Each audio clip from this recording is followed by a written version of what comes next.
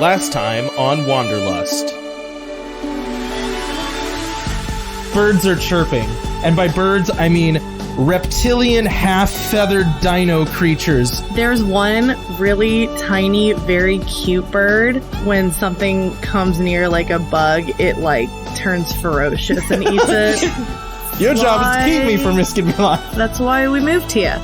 Are you telling me we moved here so you could go on suicide missions with werewolves? But I can promise you that I'll bring you anything back that I find. I am still mad at you. You're allowed to be. But that does help. Now, I just want to thank all of you for being just exemplary citizens last night and letting me know about Mal.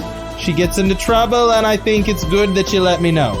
I'm not padding the charges. She is a career criminal who has done many illegal things. Mitchell, she wasn't trying to sell us anything. You told me that she was last... No, she was offering help. Don't do anything crazy. Just enjoy your time here. That's all I'm asking. I agree to one of those things. I heard a rumor about some kids that have gone missing. Have you heard anything about that? The town's haunted. Everyone knows it, no one talks about it. Every once in a while, people come here, and they vanish.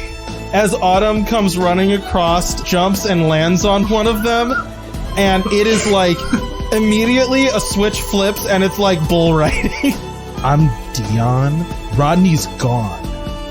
So are the others.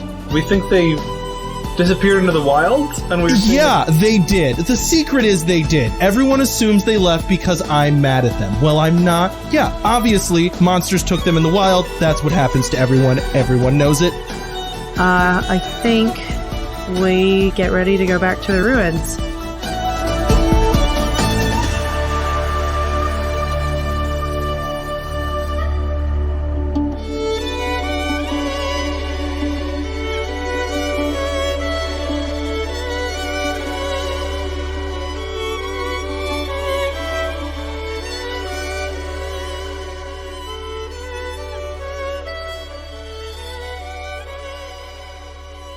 Where we left off last time, Vinny, your character Fred, was going to set up his shop. Meanwhile, the rest of the party was down in the Warrens, trying to investigate or learn more about the missing children. And we're picking up after you guys had a conversation with Dion, the lovesick power surfboard rider, and rebel without a cause.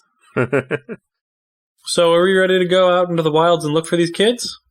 Well, I think Juliet might be, but I know I would maybe maybe let's say, an hour or two to make sure I can get everything packed up so we can make sure we got everything to go. Yeah, I think I'm in the same boat there. I don't really know what I need to take to go out in the wilds. How long do we think we're gonna be out there? Long as it takes. I have a packing list if you need it. Only one? I can make another copy. Oh, sure, that'd be helpful. Yeah, let me take a look at that. You see a lot of things on there that are not immediately accessible in town, but food is. So what type of stuff is it? Just your sheet is what you're referring to? The stuff on your character sheet? Yeah, you can look at Mandy's for now. I'm merging my list and her list. Yeah, Cody, you want to go through my list and let us know what isn't available in town? Look, I'm sorry, that's gonna make this the easiest. Yeah, because I feel like I've gotten contradictory information of what stuff is and isn't available in this world in terms of what costs money and what doesn't cost money. So let me try to explain this better, because I think you guys are getting way too in the weeds with this, which is partially my fault, but also partially not my fault. So when I started the game, what I said was, you do not have anything but what you say you have. So if you want something, say you have it now. And you guys listed stuff, that's totally fine, right? You cannot add things beyond that now, right? Other than food. So food, give me a second, is what is guaranteed to all of you for working in the gardens. It's necessities of life. So someone mentioned clothing, sure, that makes sense. But if it's not an immediate necessity of living in town, they do not just supply you with hiking hooks and rope and all that stuff. this is the progression of the game, is having items like that, right? Okay. That makes sense to me, because when we set up the world, the mental image I got was like, yeah, everything you need to exist in town, just living in town, is provided. Yeah. But it's anything bespoke extras and stuff that costs. So it's like, yeah, I'm adding stuff to my sheet because I'm stealing a towel. I'm taking my bed sheet off my bed. I'm going to bring an extra set of my clothes. That's fine. Stuff like that. All that stuff's fine. But something like an axe would not be, right? Okay. That would be stuff that... Now, the other thing I'm going to say here is, like, I, as a game-running person, am aware of the fact that you guys should be ill-equipped for this. That's kind of, like, the point. Yeah. That's why I put bedsheet and not sleeping bag and tent. Right. Like, kind of the idea here is that this is, like, your first foray out into the wilderness, so you're going to be learning as you go, right? Does that make sense? Yeah. Okay, now, Mandy, you said you wanted to ask something. No, I didn't necessarily want to ask something. The way you explained it makes more sense, because I was going to say basically most of the stuff on my list is like the most basic for backpacking. And like, I was going to argue that like a cooking set, even if it's not technically the one that I like found as an example, we'd be able to cobble something together from what is in our You could living steal spaces. pans from your son. That would make sense for you to have, because you like have... Well, but even communal living spaces, like the kitchen areas, are going to have something if you snag a pan, right? Yeah, that'd be like kind of... It'd be crappy, but you could do it. Yeah, I mean, I think that would be frowned upon. Like, your son, it would make sense for your son to have Cody, stuff like that. What? My character is based on doing things that are frowned upon. If you're going to not let me do something because it's frowned upon... No, you can. It just will be frowned upon. Okay. I'm not saying you can't. I'm saying you'll probably have to roll it if you get caught. They might be upset that you're just stealing communal objects. Borrowing. Yeah, I mean, this would be seen as, like, socially weird to do, to just, like, walk into a communal space, grab a pot, and be like, this is mine now. Like, well, no. It'll be like, I'll bring this back. Sorry, I'll bring this back later. Don't worry about it. Right. Like, that would be seen as very strange to do. He proceeds to skip town. Does that make sense, though? Yes. All right. Back into the game. All right. Well, why don't we meet up at the ruins in, say, 2 hours? Sounds good. Sounds like a plan to me. See you guys there. I go buy food. What time of day is it right now? Morning.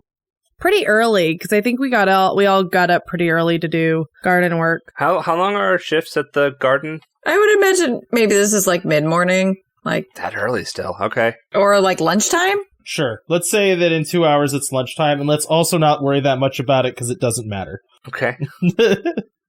Also, you don't have to buy food. Food is free, but you guys do kind of have to determine how much food you want. Sorry, I acquire food. How much does it weigh per day again? 2 pounds per day. 2 pounds per day. I am bringing basically the max amount of food, which is 10 days worth. Anyone else? I'm getting a week's worth. Okay. Hang on, I'm doing math. My thought is Autumn is trying to bring as much as she can, because if they find people who are hungry, she wants to be able to have food for them. What was our pack size limit again? 40. 40. Okay. Just wanted to see how close I was. Cool. Okay. I talked with Cody about this. Since I'm also bringing food for Guffy, I'm doing 3 pounds per day instead of 2. And so I am bringing 5 days worth of food, which gets me to, well, actually I'll end up taking off some of the things I have, but right now I'm at about 30-ish pounds. Here's a question. Could Guffy wear a pack and also carry stuff? He is, but I currently do not have a little harness backpack for him. Adorable. We'll have to work out a weight carry for him. I'll have to go talk with, what was the NPC? We set up Maggie? The leather worker lady? Or Outdoor Fabrics. Maggie, yep. So Juliet had gotten 3 days worth of food previously, and that's about as much as she can carry. She can pick up like one more day. That's about it. You're carrying a lot of stuff. So in the few hours we have before we go out, Estelle is going to run home. She's going to make some no-bake, like energy bar things, along with like, putting together her meals. And she's also going to leave a note for Matthew. She's going to say, we'll be gone for a few days. If you need anything, let Grandma and Grandpa know. Love you, Mom. I'm trying to think if there's anything else I want to ransack before we leave. So I guess I could say Fred is stealing, however you want to put it, a towel, taking one of his bed sheets, like the thin bed sheet, and an extra set of clothes at the very least. This is stuff like of the stuff he didn't come to town with. I'm trying to think if there's anything else that makes sense or that Fred would think of. I'm going to bring 75 swords. Hey, you never know. You never know when swords might happen. And they all have the thrown property, so I can use them as throwing swords. It's good. Throwing swords were an important martial tool. Everyone used them. Do we need to? Are you waiting for us to tell you everything that we have? Or? No, I'm waiting for you guys to all say that you're done getting stuff and how much food you're carrying. I think we've all done that. Well, Vinny hasn't. Vinny hasn't picked how much food he's taken. I did a week, 7 days. So we've all said it then. Okay, cool. All right. So then it's if you guys want to if we want to skip time to, this is kind of like if you need to do anything else in town before we get going. This is a speak now or forever hold your peace moment. Our peace has been held. Let's go to the wilds. All right. So all of you meet up in a few hours by the ruins, right?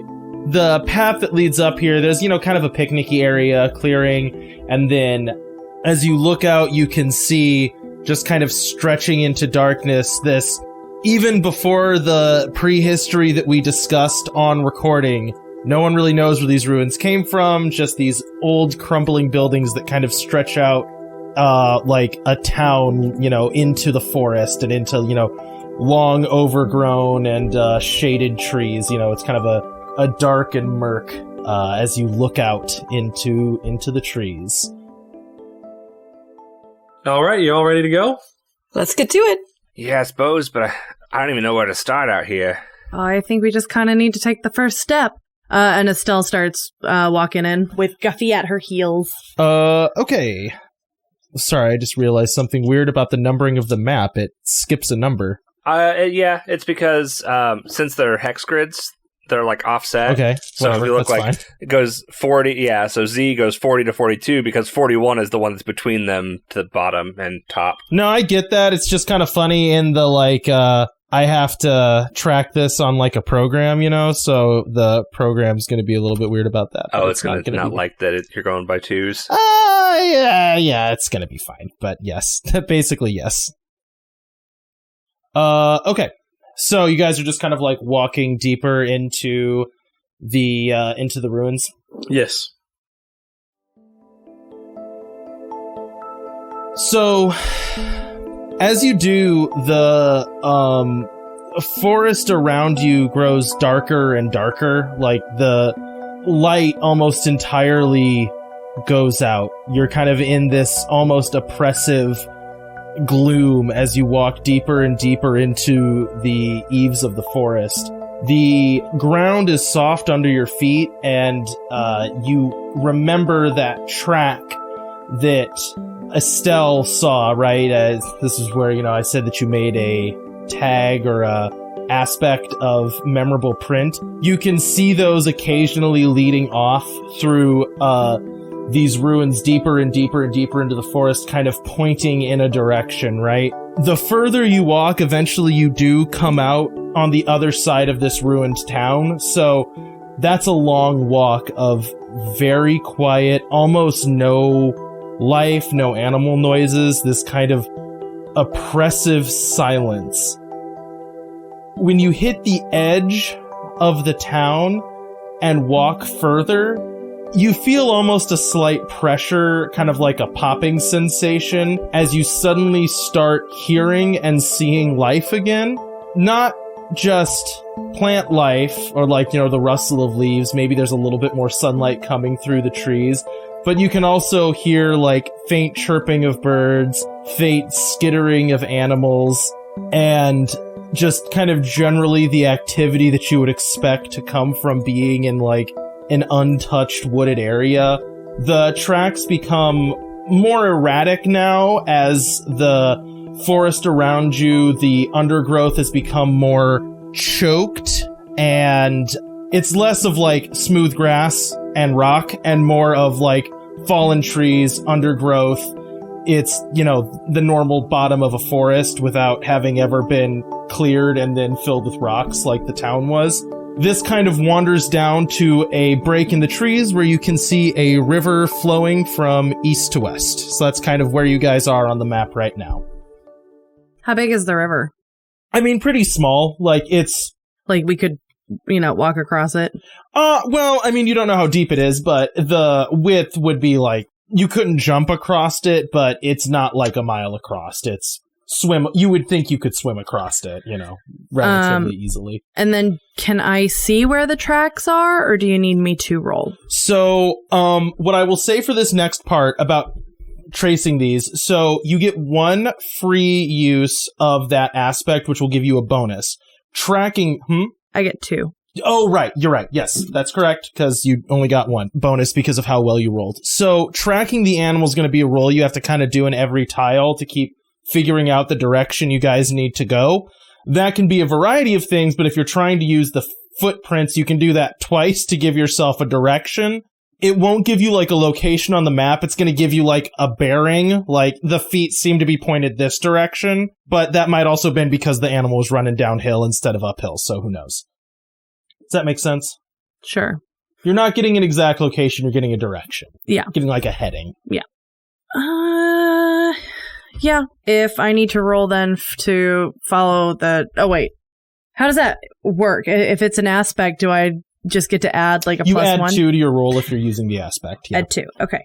I'm guessing I can't add animal handling to this one because there's not an animal. Yeah, that's a little bit of a stretch, I think. Yeah, I don't have anything I don't have a skill specifically to add to that. Someone else can also try to track it if someone else feels that they would be better at it. And could use that aspect. That's like a group aspect. Okay. I think I might have Unless inquisitive would work, but perception. You could make that work. I have notice Oh, notice is good. and Yeah. investigate. Your notice is like a plus 3. Yeah, my notice is +4. You should definitely, yeah. Yeah, you should definitely be doing So this. I can do that. And you get a +2 on top of that, so you have a +6. Wow, that'll be good enough to combat my terrible rolls. Yep, that's a 3. 3 total. Yeah, Wow. Jeez. And was that without using the aspect? that was with +6. So that was adding 2. That was Okay. Yeah, Gotcha. that was with everything because I rolled a -3. Wow. Okay. So you can tell that the footprints are leading the kind of the opposite direction of the ruins, which is to say, like, this is a little bit spatially tricky here because you're basically going backwards. So you were heading north-ish through this tile going down towards the river, right? The tracks point south. Like the way we came then. So this is where you came from, like, the southeast, and they are headed south. So imagine you came out of town, and the tracks, like, went around the outskirts and back. Does that make sense? They circle around the town. Okay. So they're not across the river then. Not across the river, yeah. Well, we can follow the tracks. They don't seem to cross the river. I'd prefer not to get soaked this early. I mean, I think it's worthwhile to follow the tracks since we think these creatures might have taken the kids, or at least that's the best idea that we have. Best being relative, but yes. Let's go. Okay, so now this is where kind of like the scouting of tiles becomes a thing that's relevant. So this is where you guys kind of get to learn something ambient about the tiles around you and then decide which one you want to try to move into. Does that make sense? Yes. Yes. Yeah. So basically what we do here is everyone passively makes some kind of like perception check, adding whatever skill you think is appropriate, and then we basically average them amongst the group. Okay. So could I use notice again? Yes. I'm just going to use perception for right now. +7. Yeah, I'm all... Jesus, okay. Did you roll you rolled a 4? 3? What did you... I rolled a +3 this time. Jeez, wow. I rolled straight. I don't have a perception type roll, and that's a -1. I'm going to use my notice, and that'll be a 1. I got a +2 with my notice, or with my perception. Okay, so you guys can learn basically one thing about any tile that you might want to move into. And we think it moved up towards Z42. No, south. South. South. So BB 40. Or 42. Do we know which one we think it went towards? No, that you don't know enough from the prince, given the roll, to know exactly like a straight line direction. You know it went southish. Okay. Kaylin, you're the one who's pulling the group along. Which one do you want to scout? You can scout both. This is like you can learn something before you move into them.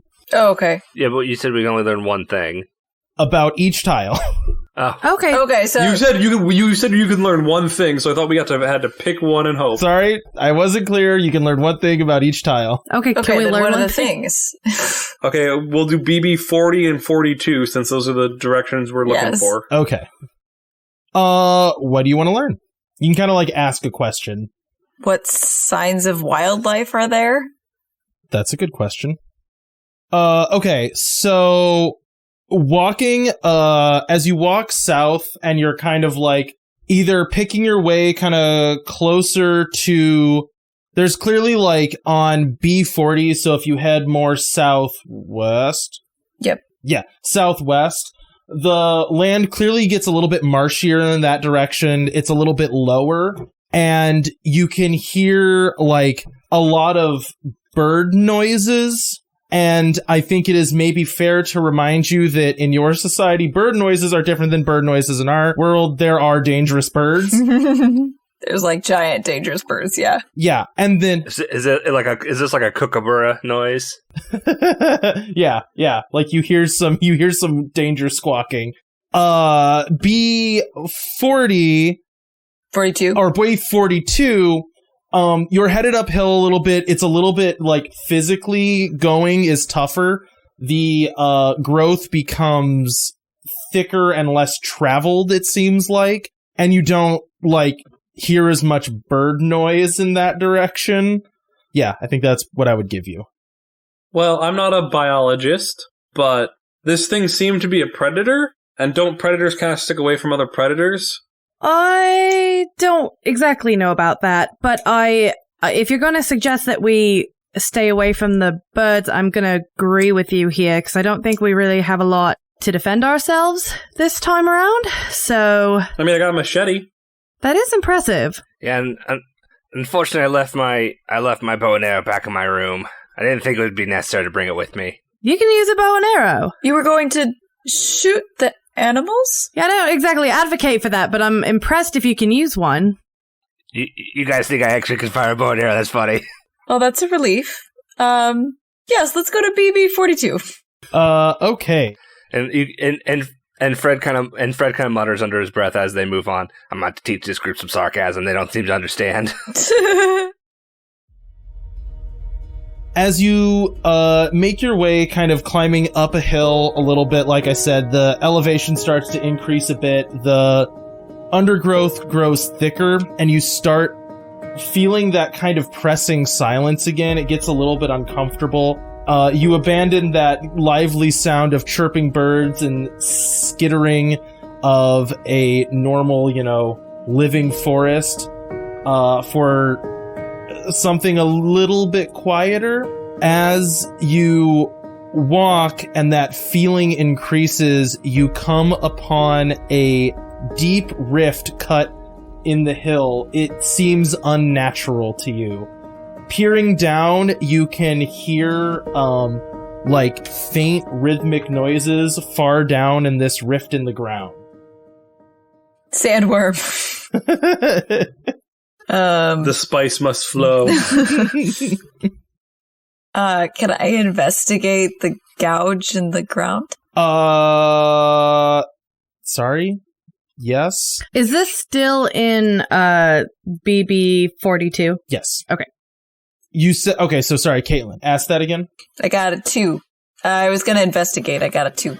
I was investigating the gouge in the ground to see if I can find anything else about, like, if it's the If we think it's made by the animals we were tracking or like something entirely different. Okay, so you can ask me one question. What would you like to know?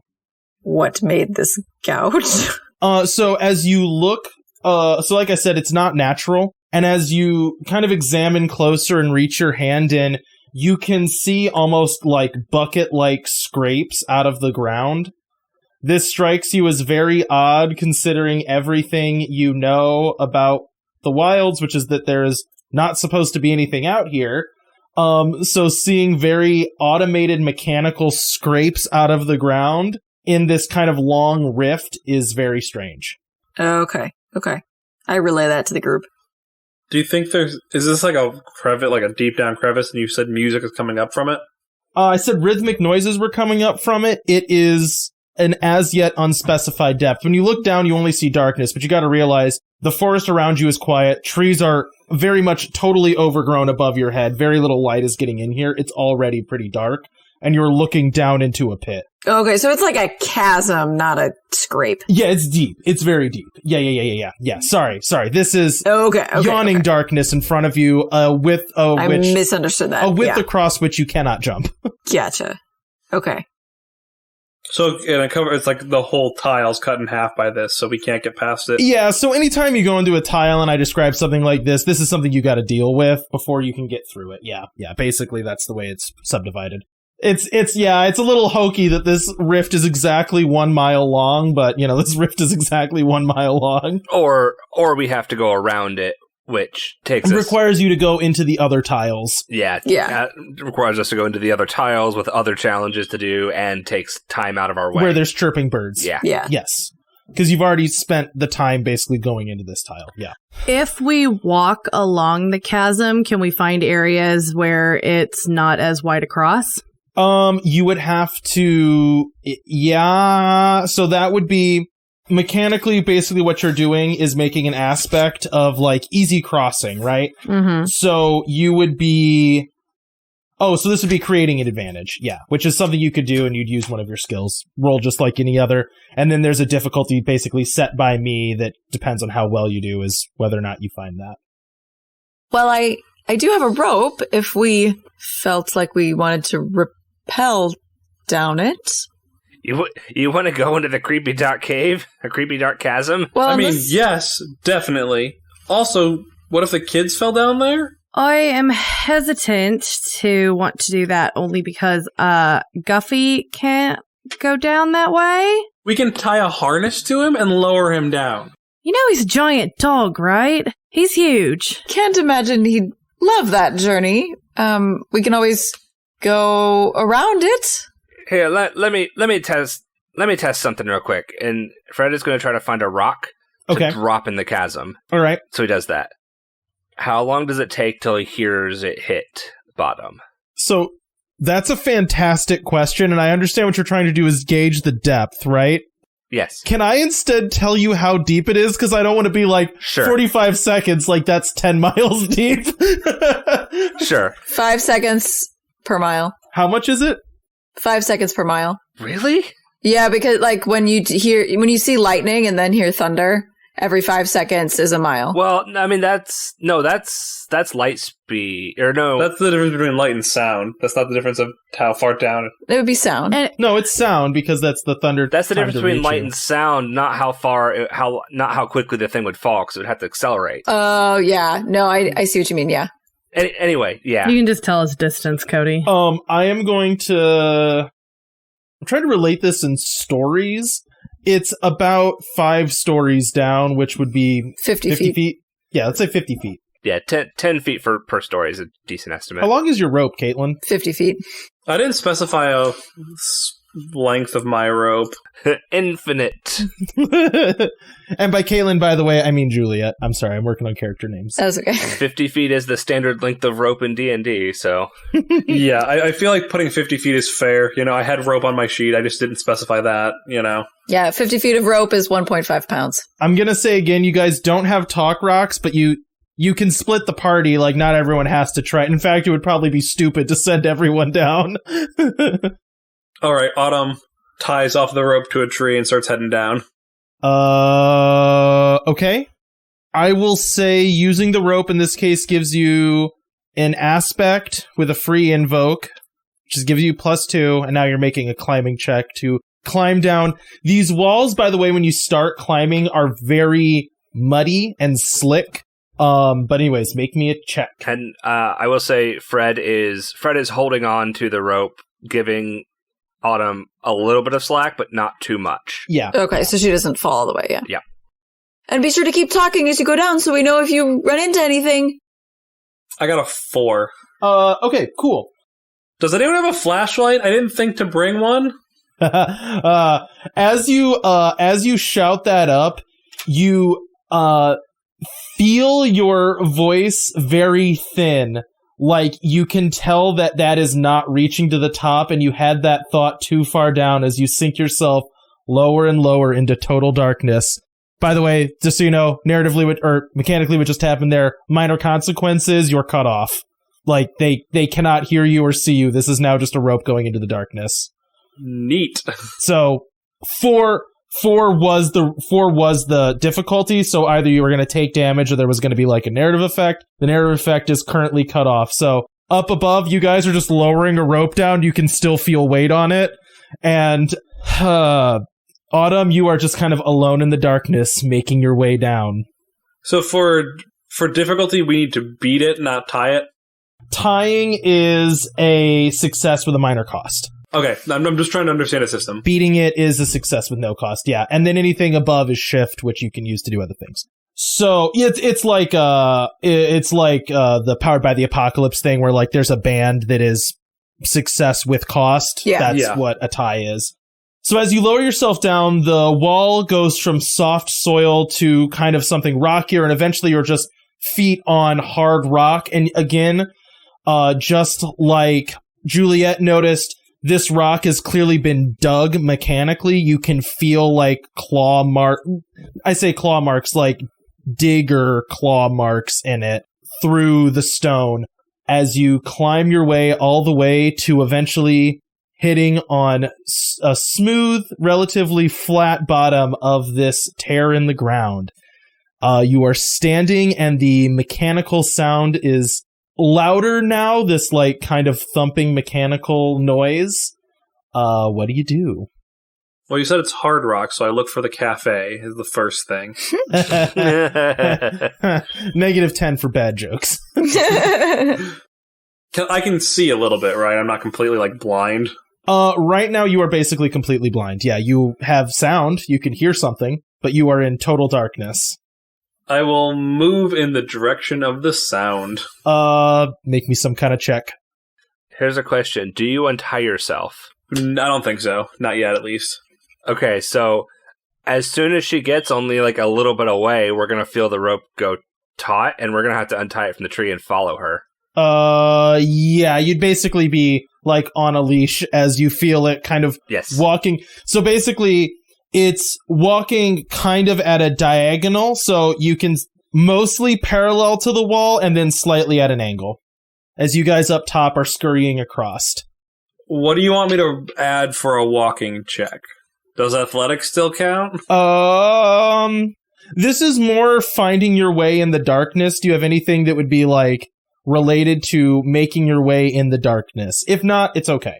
Idealistic. I think I can do this. Nope. Okay, so you're making an unhelped roll. Can I do perception? Yeah, I'll let that one slide. Because that's like hearing. Yeah, following the sounds. 5. Awesome. Okay, cutting back to above ground. All of you like have been hearing this kind of like faint pulsing noise from way underneath. As the three of you above ground are sitting there kind of watching this rope slowly move its way around, you hear a similar noise, this kind of like thump, thump, thump, thump, thump, thump, thump noise getting louder. And as you look across, you see what kind of looks like a hovering mossy blob just kind of making its way towards you. It is just the color of muck. It maybe has a faint glow to it and is just kind of going thump, thump, thump, thump, thump, thump, thump as it's slowly approaching you. How big is it? Is this on the same side of the chasm as us or on the other? It would be coming along the chasm in the direction of Autumn. You know what I mean? Like, if you imagine this rip in the ground, it is coming along the tear in the ground. It's in the chasm. Above it, like right above it. Okay. Oh, so it's like floating. Yeah. How big is it? Okay. Following Autumn? Okay, so you can see this tear in the ground, right? Yes. If you were to lean your head over and look down the tear in the ground, it would be coming towards all of you, which is the same thing as kind of coming towards Autumn. It is like in the rift in the ground, in that it is like at a level with the ground coming towards you. But that means it's an open space. Yes. Yeah. How big is it? The size of Guffy. Estelle is gonna pat the ground for Guffy to like get down, and she's gonna take out her camera and make sure to get some pictures of it. Okay. You take a few pictures, and the thing seems not to respond. You still just hear this thing thump, thump, thump, thump, thump, thump, thump, as this... How far away is it from us? You're kind of watching it approach, so that's up to you. If you want to do something when it gets right next to you, you can. Well, I wanted to see, does it look like it's floating, or does it look like it has legs that are 50 feet long, is what I'm looking... It does not look like it has legs that are 50 feet long. Okay. I'm gonna turn my flash on my camera and take a picture that way. Does it respond to that? Are you trying to, like, instigate a response out of this thing right now? At this point, yes. If it's getting close to where we can see the rope, like, getting taut. Make a roll with, whatever modifications you want to make. I don't think animal handling would work here, but that's the best one I've got. Okay, go ahead. Is that what I can roll with? Or I'm allowing you to roll with it for the time being. Okay, then that's a 4. Okay, so the thing gets right up next to you, and you hit the flash, and it reflects, right? Because, like, like you would expect to see, like, a reflection in eyes, and you see it reflect on something, like, glassy, but that is clearly not eyes. Like, this thing is caked in mud and dirt, so it's kind of hard to tell. So you get, like, some kind of sheen of something glass or plasticky, which seems artificial to you. It does not respond as an animal would.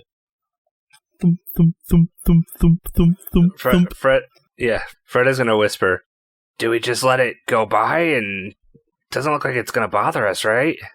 Is it continuing to move, just like passing us by? If you allow it to continue, it stops above where the rope you can see is leading down to Autumn and just starts to sink. Oh no. Maybe throw a rock at that thing, Fred. Yeah, I guess he'll do that. Oh, and Estelle's gonna tug the top of the rope. Yeah, and Fred will hand the rope off for now. I'm not strangling you, just letting you know, like, hey. Why would you tie the rope around your neck? It was my stomach is what I was doing. Oh. Like my weight, like I'm walking, I was like, oh. Yeah, Fred is gonna find a rock and throw it at this thing using physique. Cool. It's a 1. You miss. That just... Ow! That just wiffle balls right there. I miss with a 1, just don't even hit it. The 1's not great. Yeah, that's like average. It's a moving target. Yeah, it's not easy to hit. 0 is average, right? No, 0's mediocre, 1 is average. The difficulty was 2. I'm sorry, you failed. It's a game. I think Juliet is going to try to call down, like cup her hands over her mouth and call down to Autumn. So far down in this pit, Autumn, you feel a tug on your waist, and at the same time, your hand reaches out and brushes against a metallic feeling door. You kind of feel around its edges and can detect, like, okay, it's like clearly a double metal door that's set into the stone. And as you rolled a 5, right? So you did very good with this. Yes. And so as you like feel around the outside, you can like feel what seems to be like buttons and stuff around the outside of the door. And also far above you, you hear like another rhythmic thumping sound, and then also just kind of like shouting, but you can't really detect what. You're sort of like, "Bah, bah," and then you're hearing like a thumping sound approach you. I'm definitely hitting the buttons. All right, you start slapping at buttons, and the door in front of you slides open, and you are met with what is a dazzling light for this moment, right? Like, you have been mostly, in total darkness for a while, right? So, doors slide open, you're hit with a huge amount of light, and you see into a room that is odd to look at. It's obviously some kind of manufacturing. There are conveyor belts just moving rock and other material around. You can see what looks like reactors of some sort that are processing whatever you see here. This just, it looks like some kind of ore processing, right? Like, to your kind of untrained eye. And you still hear this thumping noise coming from behind you. Well, I'm going to go in and explore more. As you go in, the rope goes taut, and you're basically pulling on whoever's hand it's in right now. I'm going to untie the rope. Like, okay, you guys up above feel the rope go limp. You walk in, and as you cross the threshold, the door doesn't immediately slam shut behind you, but you turn around and see this mossy-looking little thing float through the door behind you. It's caked in mud. It kind of looks like a little, shell about the size of Guffy. It's making a thumping noise as it slowly makes its way over to, a little kind of landing bay area. You hear thump, thump, thump, thump, thump, thump, thump, and then it stops above a big container.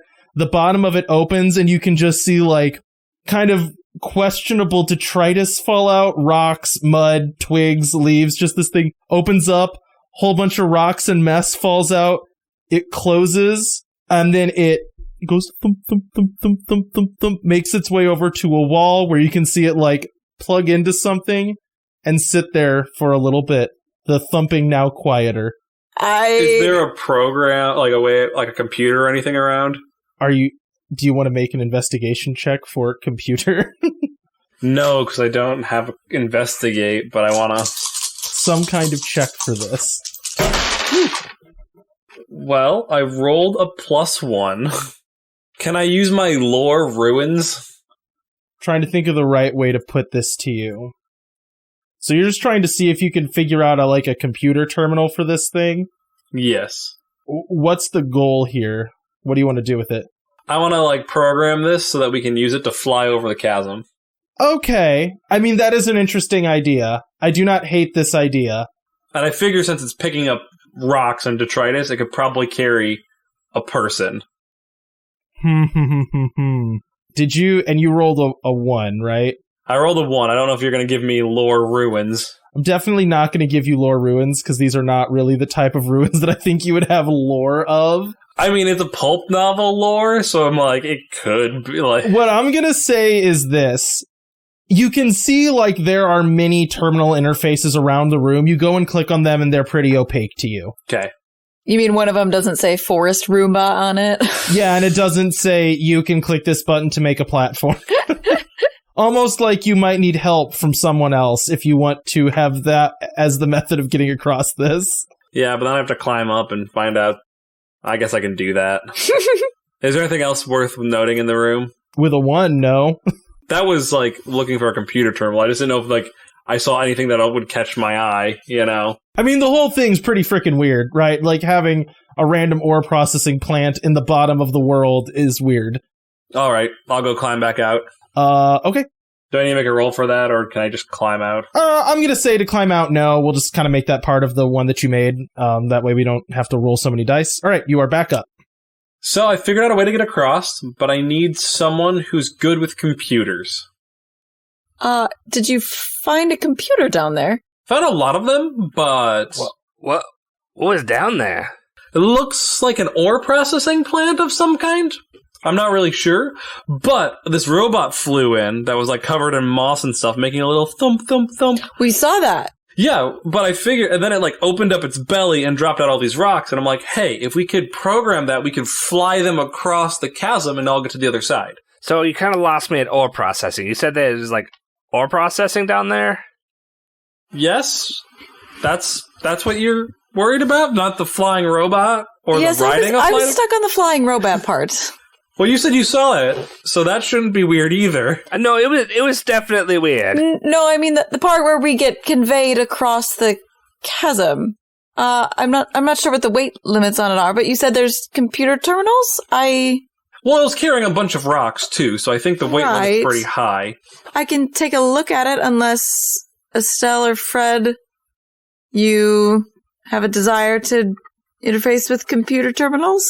Don't look at me. That's not exactly what I am very good at. What about you, Guffy? Are you good at computer terminals? Or she pets Guffy's head. Yeah, I can't say I'm really good at computers either. Woo! All right, let's head back down, Juliet. All right. Here goes nothing. Juliet, make me a climbing check. Dang it, I really want to go. You can go because you want to, like there's nothing stopping you. Yeah, no, but don't want to leave Estelle up there. I guess not all alone. She's got Guffy, but basically yeah, she alone. got Guffy. But ore processing. Like the one thing I'm out here to find. Like ore stuff. There's risk. You might hurt yourself, but... Dexterous hands. That's definitely helpful, yeah. Okay. Okay, are you going or not? I don't know. You should go if you said it's like the one thing your character wanted. Yeah, that's one thing that Fred wants to find out in the wild, and it's the first thing we find. Yeah, then you should go. I got a 0. Oh.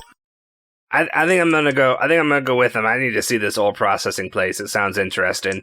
All right. Guffy and I will stay up here and I guess keep an eye out. So basically what happens there, you said you got a 0? Yup. So I will say that you... Can I ask for... I'm asking for a flashlight before I go back down, if anyone has a flashlight. I have a flashlight. Cool. So what happens here is you guys are like, okay, we're all going to go down. And Juliet's like, okay, I'm doing it. And I will say is at least smart enough to clip herself on in some way that is not like lethal fall 50 feet, but clips on, takes one step, her foot slips on the mud and is immediately falls and does the bounce on your spine. You were caught by the rope, but from a 5-foot fall, basically was how long it took before the rope caught slack and you snapped on it. And I will say, you have a tender spine. Meow cheese. Or, you take 2 physical strain, basically, Okay. However you want to do that. I'll say Autumn doesn't have to make a reroll for this. We're just doing one roll for how this climb goes. Fred. So she slides down next to Juliet easily well, that's one way to get down quick, I guess. Oh. So, can I pretend like I haven't already rolled and pretend like I'm doing my roll now? Sure. No, you can't. You shouldn't let me do that because I rolled and it was bad. Oh, okay. Yeah, it was a -1. Oh, okay. So basically, Autumn, watching this, you're you've spent a lot of your life climbing, so you watch Juliet try to climb, slip immediately, catch slack, ow! And then you watch Fred do the exact same thing in the exact same place. Put his foot on the same patch of slippery dirt, slip, thunk, ow! And you're amateurs. Estelle, before I go down, can you try climbing down this real quick? I want to see if it's a me thing or a... What? What did you say? The rest of the climb goes fine as the 3 of you make your way slowly down the rope, slipping a little bit, and, Autumn a little bit to your, eye rolling, of course, amateurs, not able to climb everything all the time. Meanwhile, up above, Estelle, you're just kind of sitting, taking in this beautiful landscape that is very quiet, and then you feel something tickling at your feet, and look down, and you see a really large, kind of odd-looking squirrel holding a bone between its teeth. It's not creepy at all. Far, far underground, the 3 of you have reached the bottom of the chasm and click on your flashlight. Basically, until the flashlight light ends, you can just see nothing but this, channel cut in the rock. And then, on the other side, where Estelle pointed the flashlight, where Autumn points her flashlight, you can see a door. I feel on the way down, Autumn was giving, useful tips, how to climb better. But for Fred, it was too specific. and for Juliet, it wasn't specific enough. So it ended up helping neither of them the way down. All right, so all we have to do is go here, and we hit this button. Door slides open, and you see an entire, like, ore processing facility built into the side of this thing. The little kind of floating shell that you saw before scooping up, or, like, dropping off material. As the door slides open, you see it pop off its little stand, and you hear thump, thump, thump, thump, thump, thump, thump. I jump on it. You jump on it, and it's kind of gross and slick and slidey as it just kind of continues on its way, thump, thump, thump, thump, thump, thump, thump, and is making its way towards the door. Do you stay on it, or do you hop off? Oh, I try to stay on it. All right, so she's gone. Figure out if you can. Yep, so she's just on this little thing, thump, thump, thumping away. All right, what do the two of you do that are left in this room? Cody, last session. Man, I love how Zach is playing a character who does chaotic things. Cody, this session. I have a character who does chaotic things. Now Cody knows what it's like to play with himself. I think Juliet would open the door again to see if Autumn... I mean, you open the door, and it's just like, it's going up, and you can still just kind of see Autumn atop the thing, just like, thump, thump, thump, thump, thump, as it lifts its way out. Okay. Be careful, Autumn. We're just gonna take a look around. Woo! She sounds fine.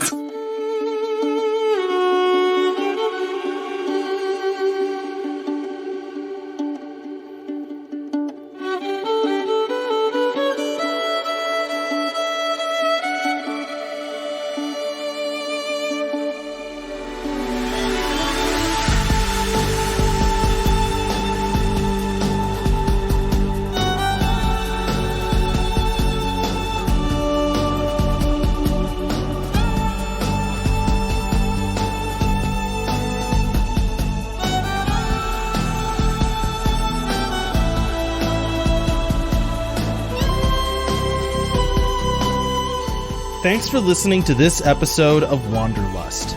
Music for this show is credited down below. If you like this campaign, you can find more of our shows at the Wandering Gamer website or on Podbean. You can also find us on Twitter, Instagram, Facebook, YouTube, and Twitch. Links in the description. Now bear in mind, in the wilds, some wander to get lost, and some wander to find themselves.